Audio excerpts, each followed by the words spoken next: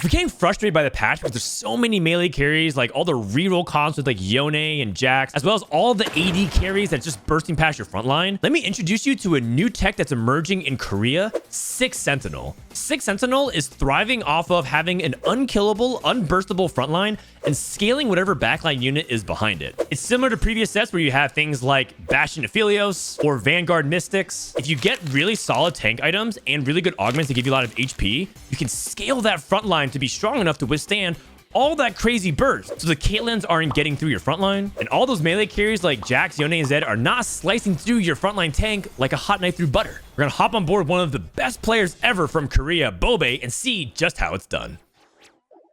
bobae is considered to be one of the strongest players ever from Korea. Korea is not necessarily the best region in TFT, but their few elite players can really hang with the best. bobae's been to the World Championships multiple times, and he's also a really interesting player to study because he also plays lines very unconventionally. What I mean by that is he's willing to do things very differently from other top challenger players in terms of how he plays around certain units, builds really clever boards, and pushes tempo. And so he does come from Korea, so they are naturally a little bit more aggressive. So keep an eye out for how he ends up spending a lot of his resources. Starts off with Corki as a headliner, which is really good. Corki headliner is particularly powerful right now because it just gives you a lot of powerful traits like Big Shot and 8-bit to start scaling your AD. And he's trying to figure out whatever frontline he can get. So if he has Kennen and Amumu, he gets the Guardians. That's good enough. Scouts around and takes a look at like what's happening. bobae's also top 5 in LP, by the way, in Korea right now. So he's playing a top challenger. He starts out with Rod, Vest, and Bell, so his items are kind of mediocre. Go ahead and look at his augment choices to start things off. Salvage Bin is an augment I actually really like. I think Salvage Bin is an augment that stats aren't particularly really powerful, but the reason why I really like it is because it kind of gives you like a little bit of that Hearthsteel like cash out over time where you get a component every 7 rounds, I believe. Now, it's not necessarily means that you don't have to play Hearthsteel. Sometimes Salvage Bin is really good with in conjunction to Hearthsteel. It's just something to keep in mind for your item economy. The other thing I like about Salvage Bin as well is that it gives you the opportunity to play on emblems in the late game where you can take any emblem off a carousel that's craftable, like an 8-bit emblem, and then use that bow and make that spatula make something else like a true damage emblem, or make a Tactician's Crown, which is really good. So Salvage Bin is theoretically really high cap. The downside of Salvage Bin is it's a hard augment to play. There's a lot of different options that you have, and it's not just like what you make now that allows you to make items in the future, and then you have to deconstruct all of that, and as you pivot and transition your headliner, you might get really dizzy and overflowing with components. Golden Ticket and Long Distance Pals I think are a little bit on the weaker side. I don't think bobae's a reroll player, but Golden Ticket in general is only if you're trying to specifically reroll something, and he doesn't really have a spot for it because his items are too poor. With Rod, Belt, and Vest, that doesn't lean towards any specific composition at the moment. And then Long Distance Pals is really weak in the set in general because you don't really want to actually position around Long Distance Pals if you're playing something like KDA. It just messes up with a lot of your positioning tactics. And then also your carry wants to be sometimes in the back center of the set because there's a lot of like things that target the corner like Akali and Caitlyn. So you have to be very, very careful with how you actually play Long Distance Pals, which is just really, really hard. If anything, Long Distance Pals like restricts the amount of movement you have. So he takes Salvage Bin, he rolls past Return on Investment, which I don't think is very good. And also Portable Forge is also acceptable. I think actually Portable Forge would have been better and also does better in the stats, but I actually think Salvage Bin is fine here. So he sells his first item and now he has the opportunity to make full items here. The thing that you have to think about when you're playing Salvage Bin is one, can I play around my headliner in a meaningful way with some of these items? And the answer is yes. He has a bow item. He can make 2 bow items, which is Rageblade and Runins. But the other thing is, how can I make this Corki shine even more and try to make a defensive item so that my front line can stall for that Corki? Let's say we do commit the Rageblade. If we make a Stone Plate and then play on the belt for like a Warmogs, the problem with that is his front line is only 1 star and they're not actually that tanky. A lot of times in this spot, you can actually think about Sunfire Cape as well, because Sunfire Cape is better early than it is later in the game. And so you can actually like slam the Sunfire onto the Mumu in this spot and then sell that Sunfire and then make like Warmogs plus, you know, Crown Guard or something like that. The other option that he can go for is Even Shroud, and that's actually another hidden option in this spot. Even Shroud's a really good item right now. Plus, you also get the ability to get like the Last Whisper like effect, the armor reduction for Corki, and it's a frontline item. So I really like Even Shroud, which means that we're probably going to slam Rageblade. And Rageblade also has a secondary benefit of being really good for the Big Shot because Big Shot ends up being really good at scales off of attack speed. The other option I can see is Crown Guard plus Runins, which I think is weaker. And then you play around the belt to try to get like a belt item off of Carousel and then go Crown Guard Warmogs. I can see that as well. So those are like the main things. Runins plus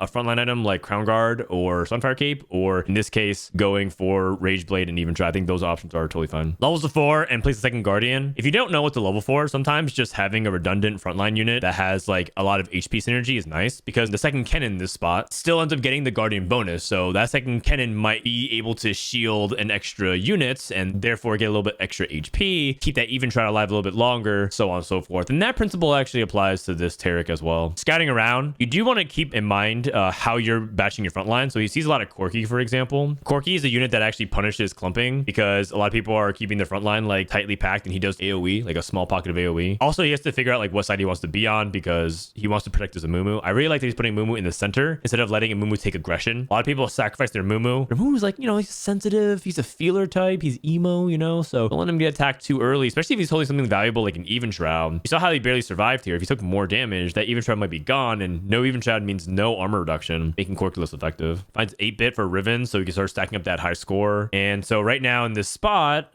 Riven is strong enough because the synergies matter, and that third Guardian isn't good enough for him to justify right now, but he'll hold on to it. He's scouting right now as if he wants to level. Okay, and it looks like he is going to go for it because he had enough gold to actually sell everything whole into this Taric pair. And that's because he's scouting the Wind Streakers. This is actually a risky play. This is called the level 5 Gambit, but the level 5 Gambit is when you choose to level to 5 really early before the stage 2 carousel, and hopes that you're able to win streak and use that streak gold that you get for being on fire here to make up that gold that you would get otherwise. Like, you see how his opponent has 20 interest? That 20 interest is 2 gold that he's trying to get through streaking. And that's assuming that he's matching up against a person that's also win streaking. So it's a little bit of a gamble. The big downside, and it's a huge one, is if he loses. If he loses, he's in trouble. The thing about also leveling is that he's likely to win, meaning that he's going to be last pick on carousel more often than not. And then that means that he's unlikely to get like a 3-cost gold unit, and he can't make 10 gold. Okay, so he picks up the Taric 2 and a 4th Guardian, taking out this Riven. If he wins, he has 6 gold on the bench, and that gives him the opportunity to make 10. So this is really important for him to win. It's just to double down on the emphasis of what he needs to do right now. He needs to win. He needs to position. Makes it a Bramble Vest, and that's okay. He can repurpose this vest later if he doesn't want it. Goes up against a level 5 player who's also salvage bin, but not combining items. This is actually a really big distinction because he's trying to use all of his free components to make an immediate item and then figure out what he can do with it later. Slam for the now, think about the future. That is the key to playing a good salvage bin game. Texan 1-star Sentinel so he can get 8-bit. I think this is weaker because he has 2-star Guardians, and the 2-star Guardians gives him a lot more effective HP because you have a lot more shields that way. So I don't think I like the Garen, but I can hold on to it. I mean, it's a Pantheon pair as well, so you never know if you're able to hit that. And he actually gets really fortunate. He's not queuing up against the other streakers, so the Gambit succeeded, and now he has the ability to, you know, make 10 gold. He's not going to sell 20, I believe. Actually, I don't think he can. He only has 8 gold. You go to 9. And so, yeah, this has actually worked out pretty well so far. But, you know, as you know, he would have been able to make 20 gold instead of being 6 out of 20. He'd be 2 out of 20, and things would be a lot cleaner for his gold intervals. But the fact he's able to keep that streak is huge because now it's like he's making 50 gold. Okay, so now he's trying to tech in the 8-bit during the creep rounds. This is actually a small thing. You notice how there's high score here during the PvE rounds. All right, so now we are getting a tier sword and a glove. We sell the Amumu with Bramble and Even Shroud. And so now in this spot, you really want to think, how do I play around my headliner and try to combine items to amplify it? And can I get 3 item on my carry? Because that's really powerful. He's able to do so. The only way I see him to get 3 item carry is pretty suboptimal. I don't actually really like it. He could go for a Shojin and a Guard Breaker because every other, if you go for Infinity Edge, which is the most powerful item on Corki in this spot, then you lose the ability to make any other offensive item on him directly. You can't make Redemption and Bramble and Stoneplate, stuff like that. So you go for Shojin plus Guard Breaker and you make a Stoneplate. That's a lot weaker than I think just making a second item like a Shojin or an Infinity Edge and then an Even Shroud / going back to Bramble. No unit here really likes Vow in particular. The best values is probably Kennen, so he gets an earlier stun. He did level to 6 as well, so he has another option of selling his headliner and rolling for another headliner. But he's a little bit on the poor side because he's been tempo leveling. And so let's see what he makes here for this Corki. Oh my gosh, he actually just sold this Corki to buy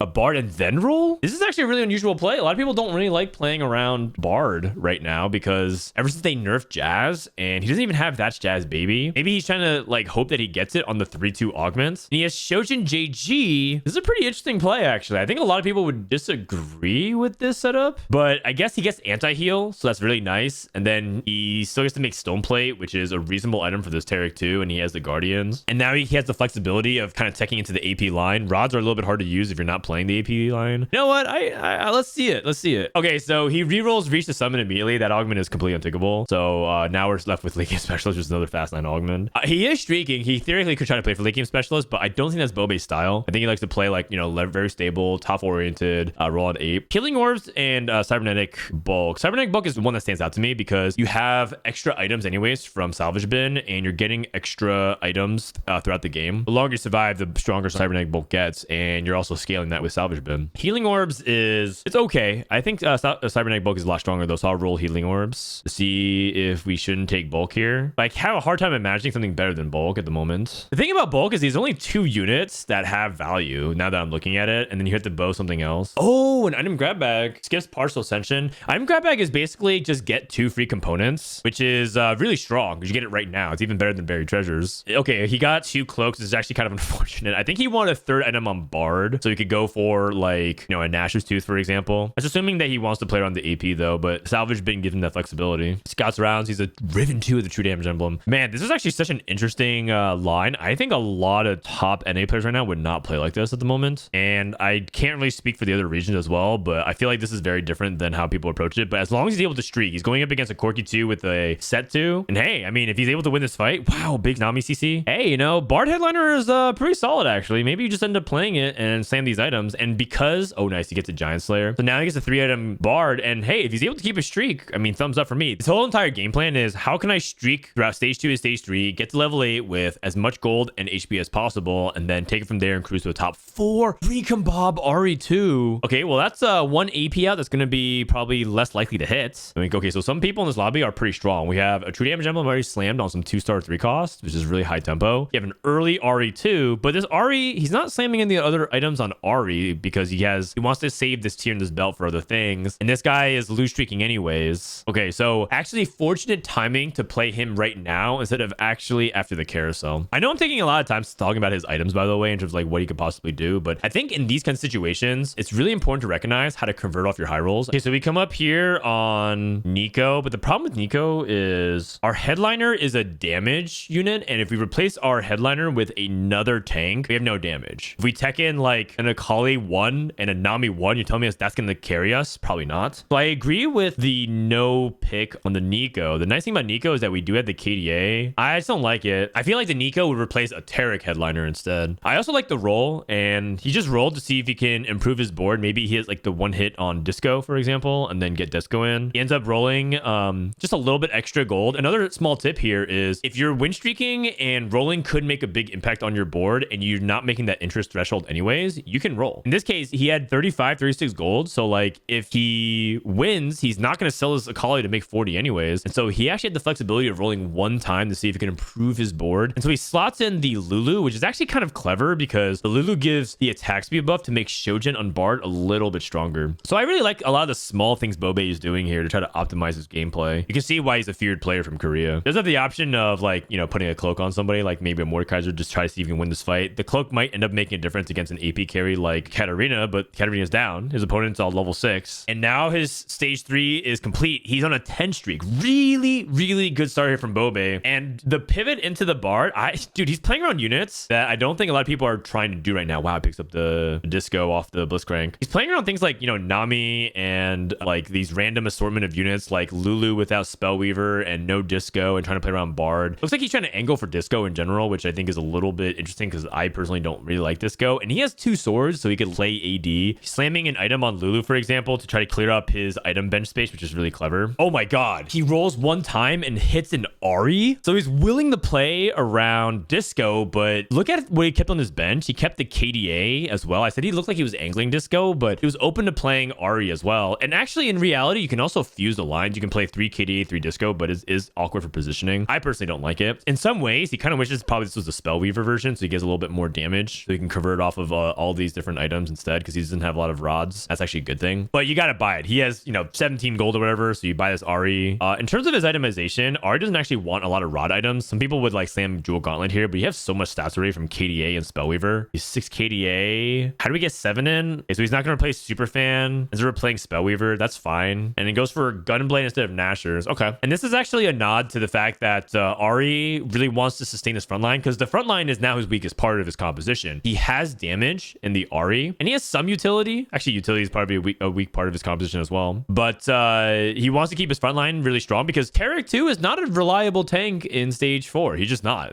So he's slamming Gunblade and kind of convert off of that extra damage that he has already. All right, so let's go ahead and look at bobae's augment choices here. So we have Harm Assist, Final Ascension, and Roll the Dice. Harm Assist 3 is actually not bad in this spot because he's lacking combat augments, and Harm Assist tends to synergize with things that scale with, you know, fights that last a long time or hyper carries. Because Harm Assist is really about like one unit being able to 1v9 if he's able to get to like a really big breaking point. Looking at like, you know, for example, like Rageblade or Archangel's units really like Harm Assist because the longer the fight goes, the more they're able to sustain themselves. And because they're sustaining themselves, they're able to ramp up. Final Ascension is really good for things that are like naturally stalling. So you're looking at things like Sentinels and Bruisers and Guardians, but he's playing KDA, so it's not necessarily like a Final Ascension comp. Roll the Dice is interesting. Too bad it's not Lucky Gloves. Lucky Gloves with Salvage Bin is actually really fun because you get to like combine all your gloves and keep taking gloves off carousels with like full items to make it. So I don't really think it's Roll the Dice. Plus he has so many extra items already. I think he's gonna run into item space issues. So I would reroll Roll the Dice at least. Golden Egg. Golden Egg is a little bit too memey, and I think bobae's risk averse, and I don't think he wants to take it. I mean, this is a spot where he could take it. He has so much HP. Okay, new champion. A new recruit is probably okay, hold on a second. Cybernetic Bulk. So we passed Cybernetic Bulk 1, but now we have so many items. Kind of hard to pass Cybernetic Bulk 3. Yeah, I agree with this. The question is, does he feel like he's in a position to roll or not? Because he is playing a lot of 1-stars. Okay, and now he's itemizing a Blitzcrank with all these defensive items, which I think is smart. Spreading out things for cybernetic value. He doesn't have true damage, but it's okay because Kennen still is a Guardian, and Guardians scale off of the amount of HP they have. So Cybernetic Bulk 3 is actually like quite possibly one of the stronger ultimates you can hit. I was thinking the new recruit because it allows him to kind of get the 3 Spellweaver plus the Akali 2 is able to roll. But now he actually sets up a better front line because he sold that Taric. The Taric is fallen off at this point, and now he's in a great spot playing around Blitzcrank because he doesn't have Echo, and if he can get to a 7 KDA spot, really, really strong. And I like how he distributed his items as well. He's not trying to 3-item tank right now because he recognizes that he wants to spread his value. Also, you don't want to put things like Sunfire on your main tank because your main tank actually wants the defensive items, and because he doesn't have any form of anti-heal otherwise, like red buff, it's actually just better to have that Sunfire right now, even though it's not good late game. And also, I like that he has all these close committed to another Nico instead of putting it onto like a Lilia, because Lilia 1 is not that important, and Nico, the longer she can survive with the Sunfire, the better. And then double Declaw is too redundant on the Blitzcrank. It's a lot of really good ways that he itemized, and look at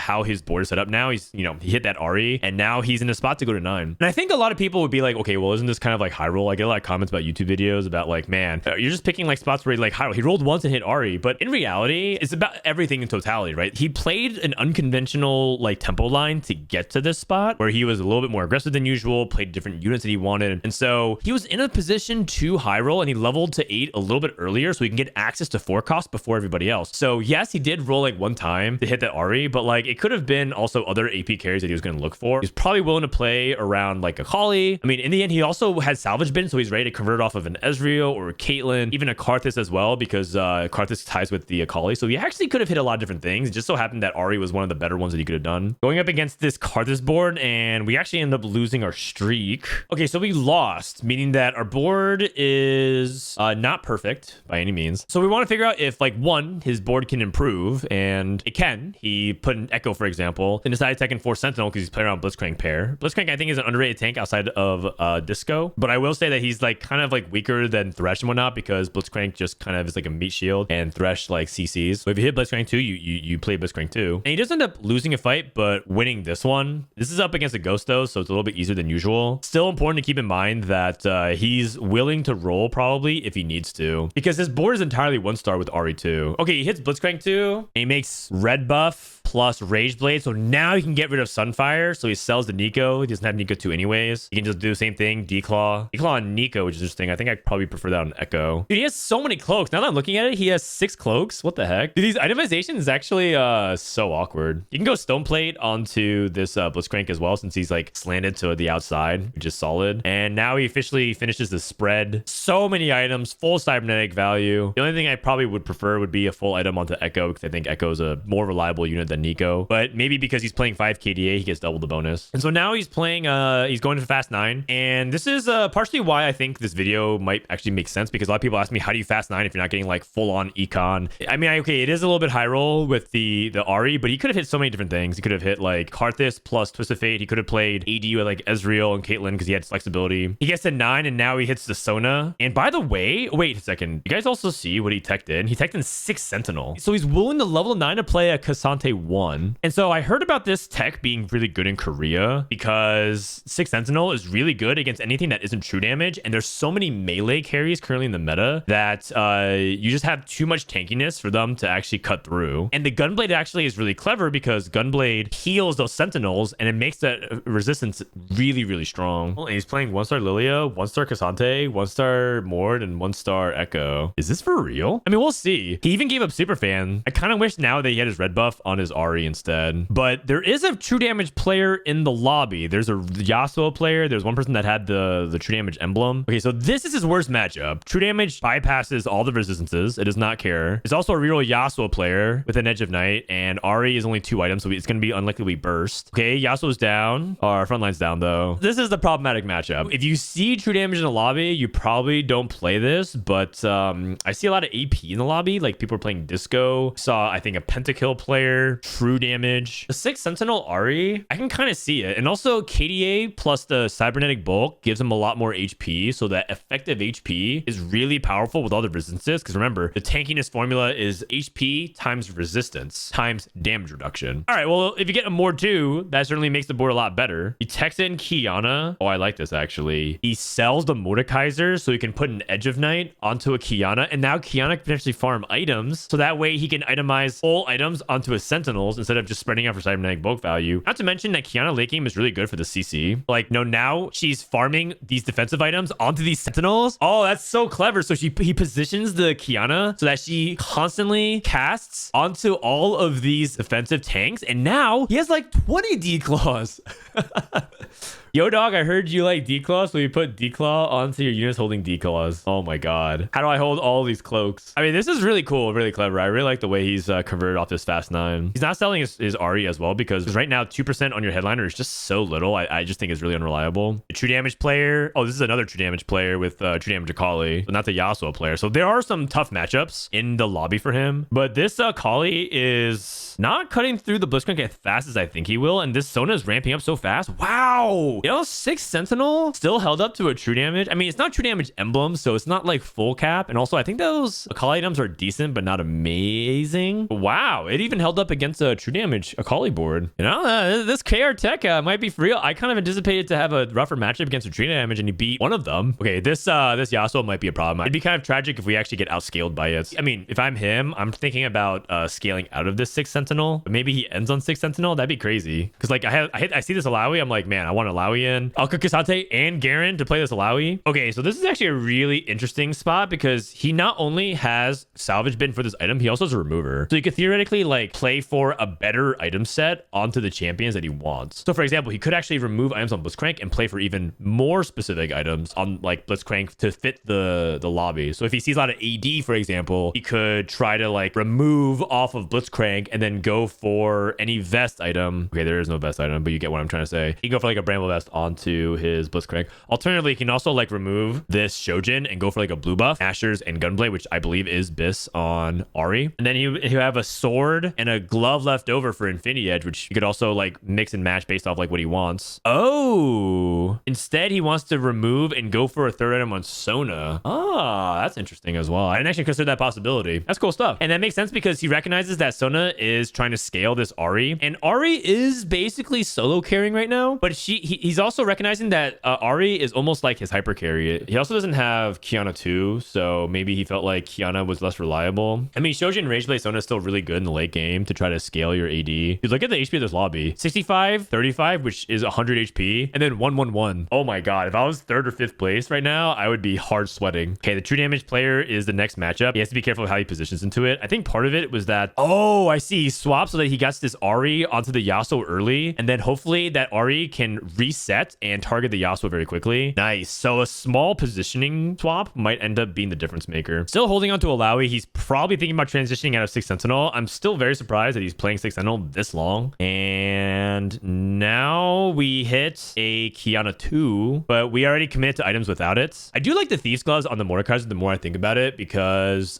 he doesn't really have like 2 real tanks. If he only has like an Echo 1 and a Mord 2 with like a single glove or whatever, repositions Ahri back into the corner to try to target the Akali. And that is a dead Akali. That's a really good positioning swap and snipe, because if that Akali was able to get through the front line through true damage, it would be lights out. I think he's going to close his game on 6 Sentinel. 2 players dead. Now it's just a 1v1 and he can hard position for this Yasuo. Late game carousel. Is there anything crazy you can think about? A spatula, perhaps? No, he's taking the Sunfire Cape. Oh, no, he's taking the Sona, actually. It's a Sona pair. Oh, it's a Sona 2. Never mind. I forgot he has Sona on this bench. Now you can like finish items. Bramble Vest. Defensive items is actually underrated on Kiana in general. You can make a Warmogs on the Lilia if he wants. Nothing else really makes sense here. At this point, he almost has too many items. He also has enough HP to go to level 9 and then play Alawi to top it all off. Even Shroud. All right. I mean, I don't know how much physical damage you're doing, but at least it's something. His opponent repositioned Yasuo to the other side, and now his front line is getting carved through. Not fast enough though. Blitzcrank holds. Okay, his opponent's not utilizing the tentacles and the dummy well enough. This might actually be the closeout, because his opponent played an Alawi, but you want like Ahri to waste burst on the tentacles, and so he put his tentacles on the other side. A little bit of a misplay from his opponent, well, assuming that he wanted to keep the Alawi, and looks like he take it out. All right, so 6 Sentinel versus 6 true damage. This is the exact counter matchup that I thought would